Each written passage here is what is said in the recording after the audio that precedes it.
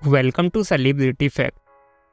Viking series world की one of great historic drama series है, क्योंकि वाइकिंग सीरीज जिस तरीके से अपने वर्ल्ड को ऑडियंस के सामने रखती है उससे समवेयर आप भी इस वर्ल्ड से कनेक्ट कर पाते हैं। लेकिन इतनी ग्रेटनेस होने के बावजूद भी ये सीरीज समवेयर अंडररेटेड है। तो गाइस, इसी बेसिस पर आज की इस वीडियो में हम आपको वाइकिंग सीरीज से जुड़े 20 ऐसे इंटरेस्टिंग फैक्ट्स बताएंगे जो शायद आप ना जानते हो। लाइक सीरीज में रैग्नर का रोल प्ले करने वाले ट्रेविस फिमल कौन सा रोल प्ले करना चाहते थे, एंड वाइकिंग सीरीज में मेकर्स ने किस तरह से माइथोलॉजीज को ट्रिब्यूट दिया है, एंड सीरीज में कैसे वाइकिंग्स की स्टोरी को डिफरेंट दिखाया गया है। तो गाइस, वाइकिंग सीरीज से जुड़े ऐसे ही और भी इंटरेस्टिंग फैक्ट्स जानने के लिए वी रिक्वेस्ट कि आप इस वीडियो को एंड तक जरूर देखें।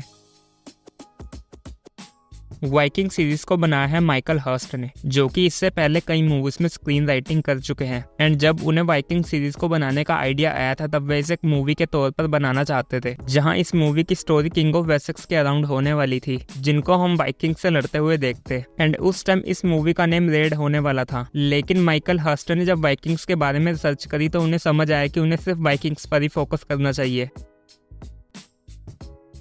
वाइकिंग्स की अगर रियलिटी की बात करें तो हिस्ट्री के मुताबिक वाइकिंग्स स्कैंडिनेविया से बिलोंग करते थे, जो कि आज के टाइम में डेनमार्क, स्वीडन एंड नॉर्वे है। एंड वाइकिंग किसी तरह की कोई कम्युनिटी नहीं थी, बल्कि वाइकिंग्स एक तरीके से प्रोफेशनल को कहा जाता था जो हमला करके लूटपाट करते थे। एंड वाइकिंग्स स्कैंडिनेविया से निकलकर नॉर्थन यूरोप एंड एशिया में भी बने थे। एंड इसी वजह से Britain, France, Italy and Russia में इनके डिसेंडेंट पाए जाते हैं। एंड वहीं वाइकिंग्स ने आइसलैंड एंड ग्रीनलैंड को भी फाइंड आउट किया था। एंड वहीं वाइकिंग्स ने अमेरिका को भी कोलंबस से 500 साल पहले ढूंढ लिया था।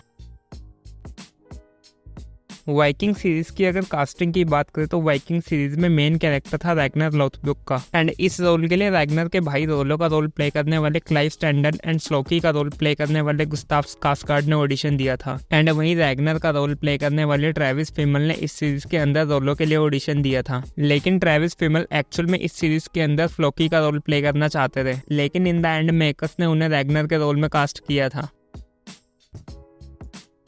सीरीज में लैगर्था का रोल प्ले करने वाली कैथरीन बिनिक की अगर रियल लाइफ की बात करें तो वे रियल लाइफ में स्किल्ड मार्शल आर्टिस्ट है, जो ताइक्वांडो में ब्लैक बेल्ट एंड कराटे में 2nd degree black belt holder है। एंड वहीं वे अपनी लाइफ में एक रियल लाइफ लाइसेंस बॉडीगार्ड भी रह चुकी है। एंड उनकी इसी काबिलियत की वजह से उन्हें इस सीरीज में लैगर्था जैसा शील्ड मेडल रोल ऑफर किया गया था।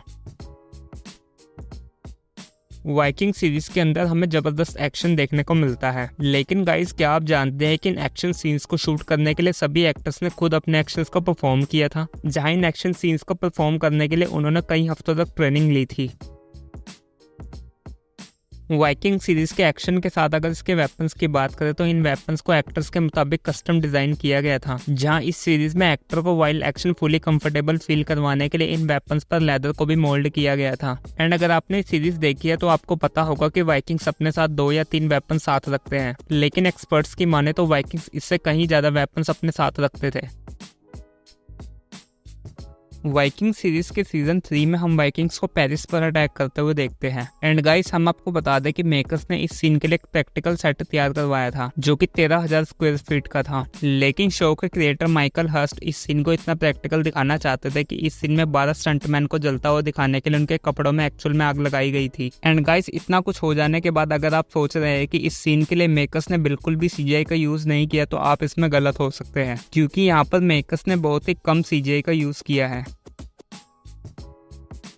सीरीज में हम देखते हैं कि वाइकिंग्स नॉर्स माइथोलॉजिस में काफी ज्यादा बिलीव करते हैं। एंड एक्चुअल में भी वाइकिंग्स का नॉर्स माइथोलॉजिस में काफी बिलीव था। एंड इस चीज को ध्यान में रखते हुए मेकर्स ने भी सीरीज के फर्स्ट सीजन में नॉर्स माइथोलॉजिस को ट्रिब्यूट दिया है, जहां आपको याद होगा कि फर्स्ट सीजन में 9 एपिसोड थे। एंड नंबर 9 नॉर्स माइथोलॉजिस में काफी लक्की नंबर है, क्योंकि नॉर्स माइथोलॉजिस में नंबर 9 की भगवान ओडिन के साथ काफी स्टोरीज है। तो इस वजह से इस चीज को ध्यान में रखते हुए मेकर्स ने फर्स्ट सीजन में 9 एपिसोड बनाए थे, जिससे कि नॉर्स माइथोलॉजिस को ट्रिब्यूट दिया जा सके।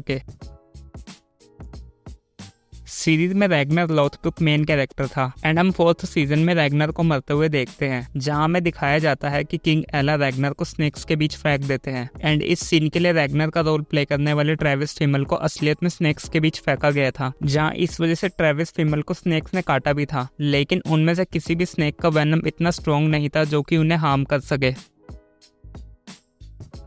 रैगनर की डेथ बेशक ही वाइकिंग लवर्स के लिए सीरीज का सबसे सैड मोमेंट था, लेकिन मेकर्स के मुताबिक रैगनर से ज्यादा एथर्स्टन के डेथ सीन को राइट करना काफी मुश्किल था, क्योंकि माइकल हर्स्ट ने बताया था कि एथर्स्टन के कैरेक्टर की डेथ और सिचुएशन को देखकर उनके लिए इस कैरेक्टर की डेथ सीन को लिखना काफी मुश्किल हो गया था।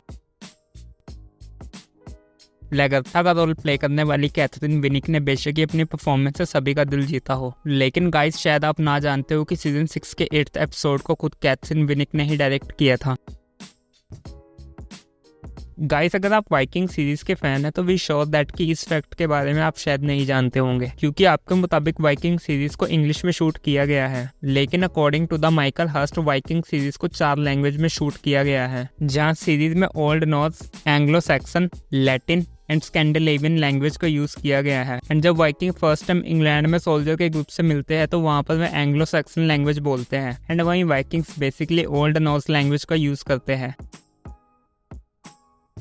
अगर बात करें रियलिटी की तो सीरीज में कई ऐसी चीजें भी है जो कि रियलिटी से काफी डिफरेंट है, जहां सीरीज के अंदर हम देखते हैं कि सभी वाइकिंग्स बारबेरियन हैं, लेकिन एक्चुअल में सभी वाइकिंग्स ऐसे नहीं थे, जहां उनमें से कुछ वॉर से ज्यादा पीस को कंसीडर करते थे। एंड सीरीज में हम रैगनर के भाई रोलो को देखते हैं, लेकिन इस बारे में कोई भी चीज हिस्ट्री में मेंशन नहीं है कि रोलो रैगनर का भाई था। एंड वहीं सीरीज में हमें रैगनर की एक डॉटर गीटा भी देखने को मिलती है, लेकिन एक्चुअल में रैगनर की कोई भी डॉटर नहीं थी। एंड वहीं हिस्ट्री के मुताबिक किंग एग्बर्ट नाम का भी कोई एविडेंस नहीं है, और सीरीज में हम देखते हैं कि बियॉन रैगनर का सबसे बड़ा बायोलॉजिकल बेटा है, लेकिन एक्चुअल में बियॉन के बायोलॉजिकल फादर के बारे में किसी को भी नहीं पता। सीरीज और रियलिटी के अगर फैक्ट की बात करें तो सीरीज में रैगनर के सभी बेटे हिस्ट्री में एग्जिस्ट करते हैं, एंड वहीं सीरीज के अंदर हम देखते हैं कि वुमेन्स के पास डाइवोर्स एंड सेकंड मैरिज के राइट हैं, एंड एक्चुअल में भी वाइकिंग वुमेन्स के पास ये राइट्स थे। एंड वहीं जिस तरह से वाइकिंग सीरीज में वुमेन्स को लड़ते हुए दिखाया गया है, एक्चुअल में भी वाइकिंग वुमेन्स फाइट किया करती थी, जहाँ वे मेल वाइकिंग से भी पावरफुल हुआ करती थी। वाइकिंग सीरीज ने जिस तरह से अपनी लेगेसी को दिखाया है वो काफी ब्रिलियंट था, जहां रैगनर की लेगेसी में विस्क एंड ईवर का काफी इंपॉर्टेंट रोल था। एंड इन रोल्स को प्ले करने वाले एक्टर मैक्रो इस्लो एंड एलेक्स हो को जब इस रोल में साइन किया गया था तब उनसे मेकर्स ने एक दूसरे में इस बारे में बात करने से मना कर दिया था।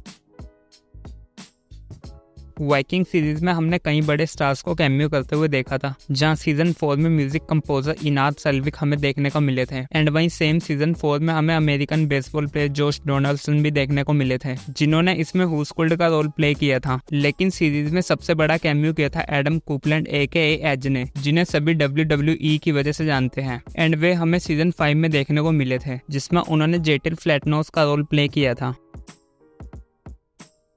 वाइकिंग्स ने वर्ल्ड वाइड अपनी कल्ट फैन फॉलोइंग अचीव करी है, जहां ऐसी कल्ट सीरीज का हिस्सा हर कोई बनना चाहेगा, लेकिन इस सीरीज के अंदर एक ऐसा मेंबर भी है जिन्होंने खुद ही इस सीरीज को छोड़ दिया था। एक्चुअल में सीरीज के अंदर सिगी का रोल प्ले करने वाली जेजलिन गिल्सिग ने एक्चुअल में इस सीरीज को छोड़ दिया था, जहां इस वजह से उनके कैरेक्टर को शो में मरते हुए दिखाया गया था। हालांकि जेजलिन ने अब तक इस बारे में बात तो नहीं करी, लेकिन रिपोर्ट्स की माने तो उन्होंने सीरीज अपने पर्सनल रीजंस की वजह से छोड़ी थी।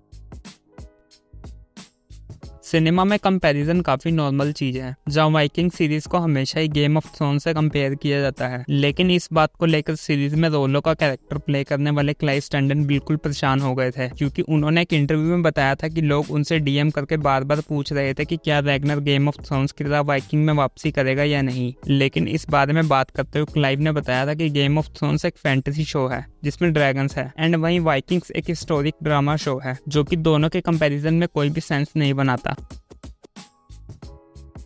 सीरीज में म्यूजिक एक इम्पोर्टेंट रोल प्ले करता है, जो कि सीरीज की सिचुएशन के मुताबिक काफी सूट भी करता है, लेकिन सीरीज में म्यूजिक कंपोज करने के लिए ऑफिशियली ट्रेवर मॉरिस को हायर किया गया था, लेकिन एक्चुअल में ट्रेवर खुद इस सीरीज के लिए बेस्ट म्यूजिक नहीं बना पा रहे थे, एंड फिर उन्होंने इनाद सेल्विक की हेल्प ली थी, जहां बाद में इसके लिए दोनों ने कई सारे मॉडर्न इंस्ट्रूमेंट के साथ कई ट्रेडिशनल नॉर्स इंस्ट्रूमेंट भी यूज किए थे, जैसे बकहॉर्न जो कि बकरी के सींग से बनता है, एंड वहीं टैगल हार्पा जिसे स्कैंडिनेविया में वायलिन की तरह यूज किया जाता है, एंड वहीं म्यूजिक में लायर का भी यूज किया गया था। एंड इन सब के बाद ही शो में हमें एक आइकॉनिक म्यूजिक देखने को मिला था। वाइकिंग सीरीज के अगर फ्यूचर की बात करें तो 6th सीजन इसका फाइनल सीजन था, लेकिन 2022 में हमें इस सीरीज का सीक्वल वाइकिंग वैलहैला भी देखने को मिला था, जिसमें हमें वाइकिंग्स की अगली जनरेशन देखने को मिली थी, एंड लास्ट ईयर हमें इसका 2nd सीजन भी देखने को मिला था, एंड वही इस साल हमें इसका फाइनल एंड 3rd सीजन देखने को मिलेगा, जो कि वाइकिंग्स लवर के लिए थोड़ा डिसअपॉइंटिंग हो सकता है। तो गाइस ये थी video. Guys we want to know in comment section कि आपको ये वीडियो कैसी लगी। एंड गाइस अगर आपको ये वीडियो अच्छी लगी तो इस वीडियो को लाइक करें, शेयर करें और हमारे चैनल सेलिब्रिटी फैक्ट को सब्सक्राइब करें। एंड गाइस ज्यादा जानकारी के लिए आप हमें हमारे Instagram page celebrity fact official पर भी फॉलो कर सकते हैं, जहां हम सेलिब से रिलेटेड फैक्ट की पोस्ट को शेयर करते रहते हैं।